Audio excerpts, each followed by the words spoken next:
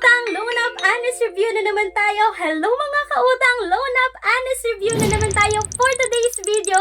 This is Clarice, ang inyong number 1 palautang dahil utang is life. So for today's video mga kautang, another loan application na naman yung pag-uusapan natin. At kung naalala nyo mga kautang sa previous video ko, no, ay pinag-usapan natin yun si Handa Cash na under po ng Yields Financial Corporation mga kautang, na yung SEC registration niya is under po ng Cash Ma'am Lending.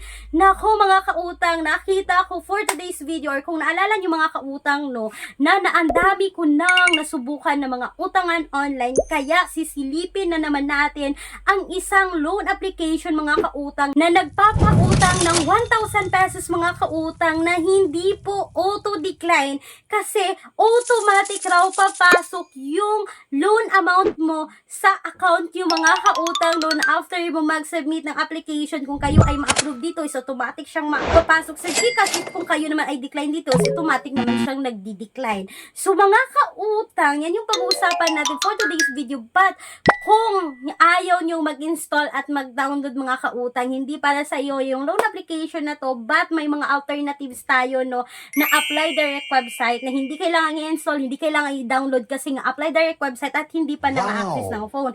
Yung link mga kautang nasa description box or sa pen comment section na video na to, but hindi ko sinasabi na utangan nyo. Please do a research po bago umutang sa kahit anumang utangan online. Dahil mga kautang, itong si Cash Ma'am na pag-usapan natin ngayon is under po siya ng Cash Ma'am Lending Investors Corporation, na which is itong si Handa Cash sa previous video natin is under po siya ng Cash Ma'am Lending Investors Corporation. So ibig sabihin, mag-sisters company talaga itong si Cash Ma'am at si Handa Cash, which is sa previous video natin na si Handa Cash is hindi recommended mga kautang no ngayong 2025, at ito namang si Cash Ma'am ngayon mga kautang noon, applyan ko na ito before, kaya sinilip ko ulit yung interest rate ngayon dito. So mga kautang, sabi ng kanilang commenter noong April 25, 2025 mga kautang, with the first loan of 1,000 pesos and just released 600 mga kautang, no?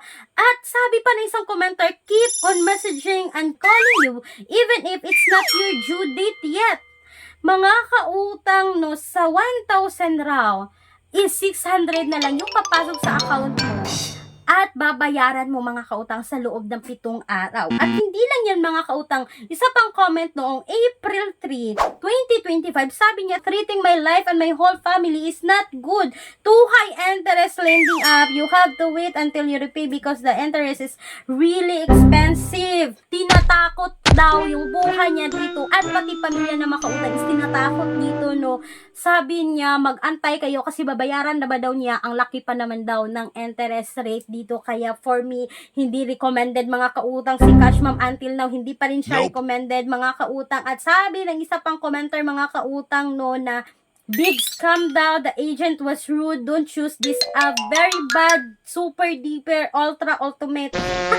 Wag na wag nyong i-download, sayang effort nyo rito mga kautang. Hindi ako nagsabi niyan mga kautang, no, baka sabihin nyo sinasiraan ko itong si Cash Ma'am, but yan po talaga ay sabi ng mga talagang nakapagsubok dito kay Cash Ma'am. At hindi lang yan mga kautang, sabi pa ng isang commenter noong April 4, 2025, naka-receive daw siya ng text message galing kay Cash Ma'am na qualified na raw siya na umutang dito, but nung talagang sinubukan niyang umutang is decline naman raw yung application mga kautang, no. So sayang lang talaga ang oras mo. At alam ko mga kautang, hindi nyo na yan ipagtataka kung bakit makareceive kayo ng mga text like parang promotional text mga kautang, like makatanggap kayo ng text na pre-approve daw kayo, kasi mga kautang, makikita nyo naman na halos mag-sisters company lang yung mga utangan online. Pag kayo once ay nakapag-apply sa other loan app, nakikita talaga nila yung mga numbers natin, naiiwan talaga yung mga information natin mga kautang. Yan po, ite-text at ite-text tayo, minsan nga pang mga kautang is tatawagan tayo para makapag-apply lang ulit tayo, kagaya ng nangyari sa akin mga kautang sa other utangan na tinawagan talaga ako na agent mga kautang na makapag-apply na raw ako, but hindi naman po ako na-approve. So yan yung po yung mga nangyayari sa mga utangan online. Para sa akin mga kautang, hindi pa rin recommended itong si Cash Ma'am na under po ng Cash Ma'am Lending Investors Corporation Corporation na same lang po kay Handa Cash na hindi po recommended mga kautang, kaya wag nyo nang subukan. And speaking po mga kautang sa palagi kong binabanggit dito sa video ng bank personal loan, yes, legit po talaga ito na bangko mga kautang, nag-o-offer ng minimum of 20,000, maximum of 2 million pesos. Yes, legit po ito na bank personal loan. At alam naman natin mga kautang, pag bangko is meron talagang mga qualification and requirements na kakailanganin para tayo ay makapag-apply dito.